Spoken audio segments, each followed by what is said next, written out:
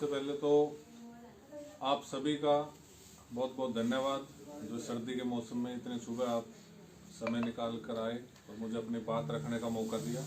इसके लिए आपका बहुत बहुत आभार और धन्यवाद। जिस प्रकार से पिछले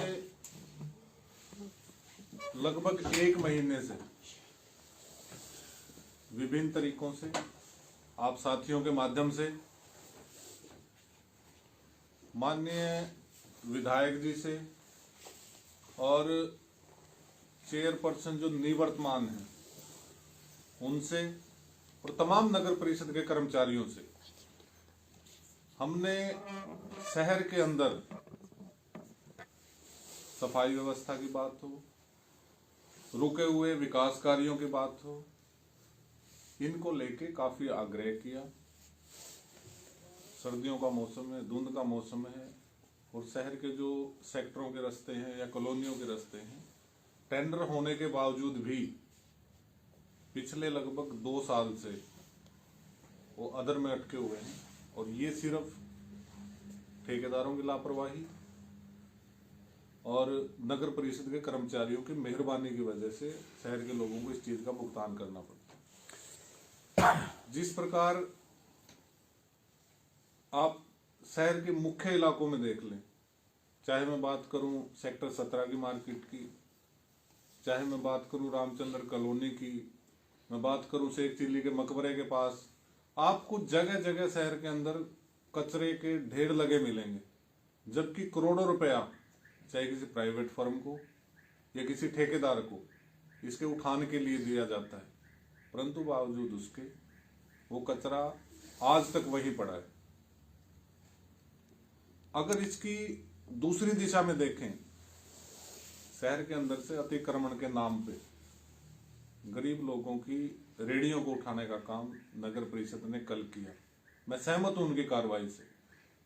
अगर कोई सड़क पे नाजायज लगा के खड़ा है उसको उठाना चाहिए, उसको कहना भी चाहिए, परंतु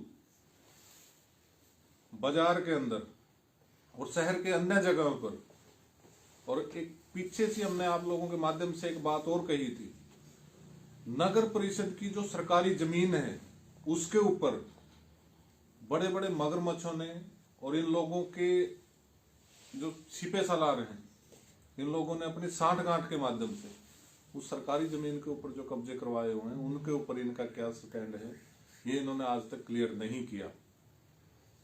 उन गरीबों की रेडियों को उठा के तो आप ले गए, परंतु जो बाजारों के अंदर 10-10 फुट के कब्जे आप लोगों ने करवा रखे हैं, आपकी नगर परिषद के अगले और पिछले गेट का जो हाल देखें, आप पहले अपने घर में झांक के देखें। दूसरी बात, अगर कोई ऐसी कार्रवाई करनी थी तो उनकी जगह की व्यवस्था भी करना आपका कर्तव्य बनता है। आप ही ने एक प्रेस कॉन्फ्रेंस के माध्यम से रेडियो वालों को लाइसेंस देने का काम किया था कोरोना के टाइम, और आज आप उनको उठाने का काम कर रहे हैं, बड़ा निंदनीय है। तो इसमें कड़े शब्दों में निंदा भी करता हूं और मैं आपका ज्यादा समय नहीं लूंगा। सफाई की व्यवस्था थी, सड़कों की व्यवस्था थी और जो अन्य मुद्दे हैं।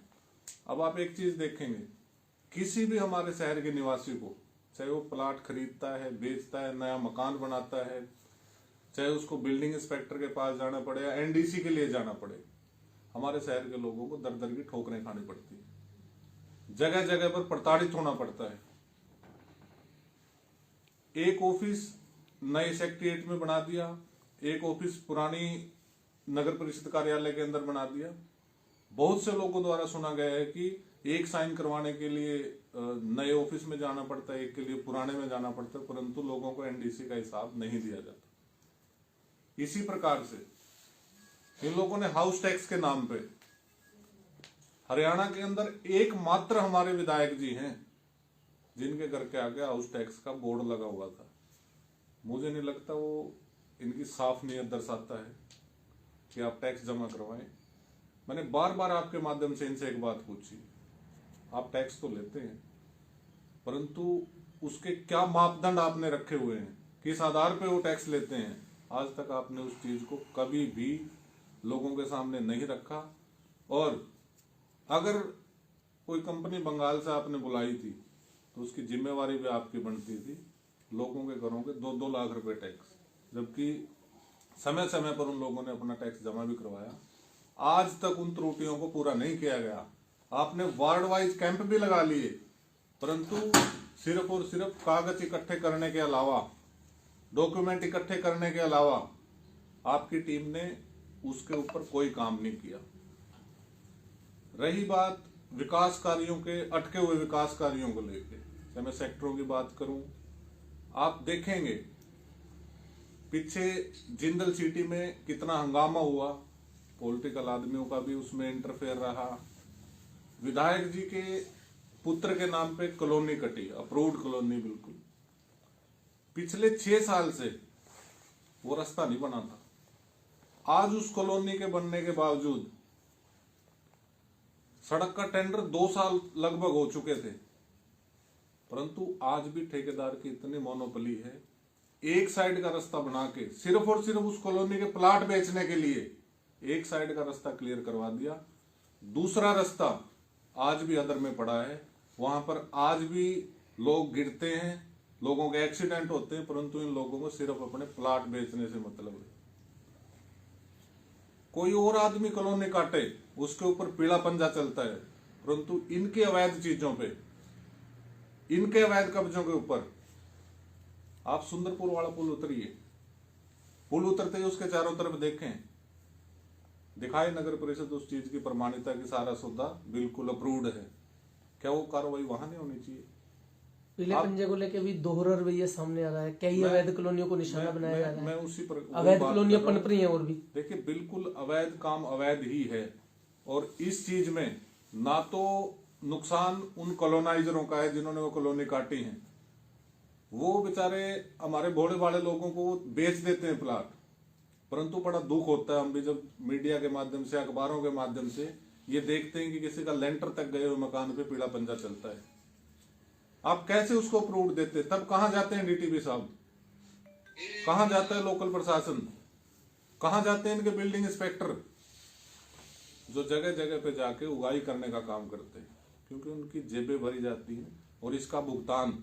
और हमारे शहर के अंदर विशेष तौर पे एक चीज देखने में आती है कि सरकारी कर्मचारी रिटायर होने के बाद मोस्टली मकान बनाते हैं। वो अपनी सारी उम्र की इकट्ठा करी हुई पूंजी से कोई मकान किसी कॉलोनी में अगर बना लेता है, तो ऐसे कॉलोनाइजर उसको ठगते तो जरूर हैं, उसके साथ साथ सरकारी विभाग डीटीपी भी इन राजनेताओं के इशारे पे उनके मकान पे पीला पंजा चलाने का काम करते हैं।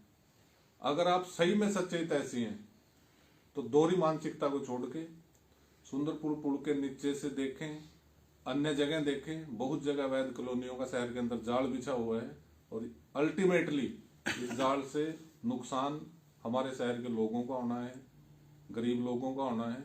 इसको ऊपर आपको संज्ञान लेना चाहिए, और इस दोहरी मानसिकता को छोड़ के सीधे तौर पे अगर कार्रवाई करनी है तो सब पे एक समान कार्रवाई करनी चाहिए। इन सभी बातों को लेके कल तो जिला परिषद का चुनाव होना निर्धारित है। परसों को हमने नगर परिषद में सवाल जवाब बहुत किए, उनसे उनके डॉक्यूमेंट भी देख लिए, हर तरीके की कार्रवाई करके हमने देख लिया, परंतु इनके ऊपर उस चीज का कोई असर नहीं। बिल्कुल मोटी चमड़ी वाले लोग बैठे हैं। हमने निर्णय लिया है कि परसों को नगर परिषद में ईओ साहब के कमरे के अंदर मैंने उनसे बार बार रिक्वेस्ट करी कि आप इस सफाई को करवाएं, रुके हुए कार्यों को करवाएं। नगर परिषद के ईओ के अंदर मैं भूख हड़ताल पे बैठूंगा और अनिश्चित काल तक बैठूंगा। जब तक शहर का कचरा साफ नहीं हो जाता मैं उस कमरे से बाहर नहीं निकलूंगा। जब तक रुके हुए काम जिनके टेंडर हो चुके हैं, सरकार ने जिसका पैसा दे रखा है, वो काम शुरू नहीं हो जाते, ईओ साहब के कमरे से मैं उठ के नहीं आने वाला। इसीलिए मैंने आप सभी को आज आमंत्रित किया था। आप सभी आए, मेरी बात। अतिक्रमण की अगर बात करें तो जैसे कि ये 100 फुटा रोड, वीआईपी रोड जिसको हम बोलते हैं, इसके ऊपर इतना अतिक्रमण है, लगभग सर्किट हाउस से लेके यहाँ तक इस जिंदल चौक तक। आप मुझे एक चीज का जवाब दें, आपने विधायक जी का घर देखा है? उसके आगे नर्सरी वालों का कब्जा है पूरी सड़क के ऊपर, क्या उन्होंने वो हटवा दिया? क्या मेन बाजार के अंदर देखिए, पुराने बाजार के अंदर देखिए, पैदल भी निकलना बड़ा मुश्किल हो जाता है, क्या उनको हटवा दिया? देखिए, मैं ये नहीं कहता कि लोगों का रोजगार खत्म किया जाए या उनके साथ कोई द्वेष की भावना से काम किया जाए। हर काम करने वाले का हम सम्मान करते हैं, और इस देश के अंदर संविधान ने सबको अधिकार दिया है कि वो अपना काम करके अपना गुजारा करे और कानून के दायरे में रह के अपना काम करे। परंतु अगर आप रेडी वालों पर कार्रवाई करते हैं तो आपका फर्ज बनता है कि, मैंने कल एक फोटो भी शेयर करी थी, बाजार के अंदर 10-10 फुट तक वो स्टैचू लगा रखे हैं, बाजार के अंदर 10-10 फुट तक कब्जे करके लोगों ने दुकानें आगे बढ़ा रखी हैं। उनके ऊपर भी आपको समान भाव से कार्यवाही करनी चाहिए और उनको भी हटवाना चाहिए। नगर परिषद के सामने वाले गेट पे देख लें, आप अभी चले जाएं, आप सड़क पार करके दिखा दो, पीछे वाले गेट पे देख ले, वहां यही हाल है। तो आपकी मानसिकता सही नहीं है। इन्हीं सब को लेके हम नगर परिषद के अंदर धरने पर बैठेंगे और मैं किसी साथी को परेशान नहीं करूंगा। ये लड़ाई पूरे शहर की है और मैं इसकी जिम्मेवारी लेते हुए नैतिकता के आधार पर मैं ये लड़ाई लड़ूंगा। धन्यवाद।